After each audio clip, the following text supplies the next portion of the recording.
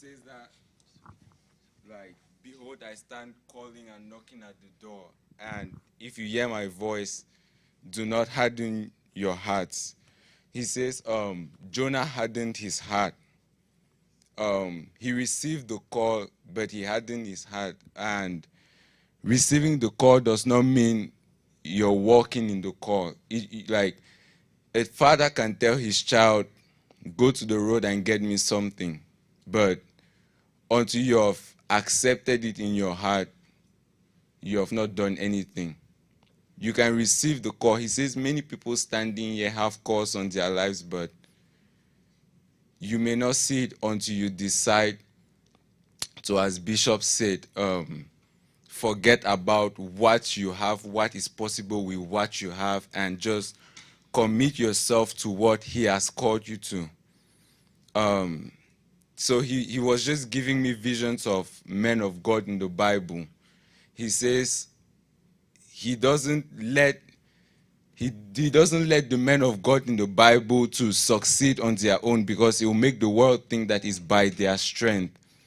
But every person he has raised in the Bible is just to show each and every one of us that behind the mantle he has called you for, if you just not harden your heart, like, he can help you. He's the only help you need.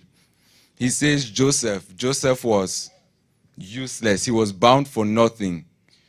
But he chose Joseph because he knew if someone like Joseph could get into the palace, then there's someone sitting here who has to get to that point. And if you would trust like Joseph trusted in the Lord, you will get there.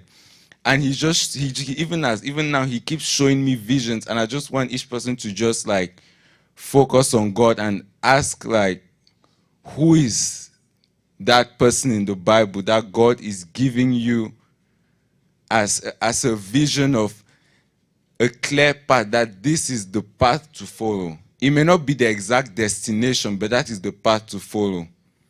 And he says Moses was a murderer.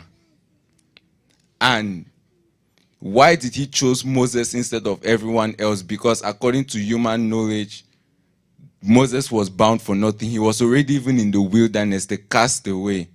But God called him. And he just shows me the vision of how God called Moses. He shows me Moses standing, and Moses was just walking away. And there is the fire standing where the vase is, burning. And Moses is walking. So Moses turns and looks at the fire burning there. And this is where this passage comes in. If you hear his voice, do not harden your hearts.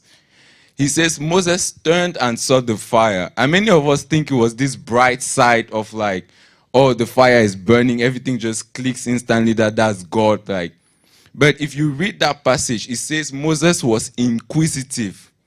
And he approached the fire to see why it was burning but not being lit.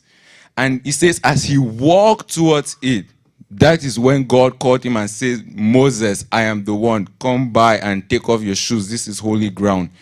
But he shows me that so many of his children have seen the fire burning, but they have walked away.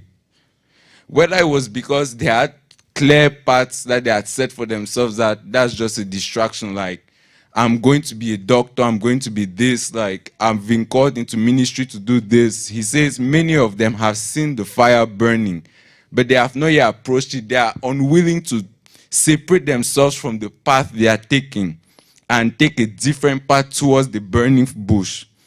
So I just want to encourage each one of us, like, that's just all I have to say. If you hear his voice, do not harden your hearts.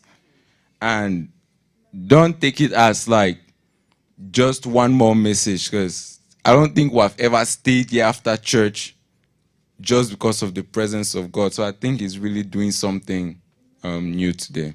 Thank you.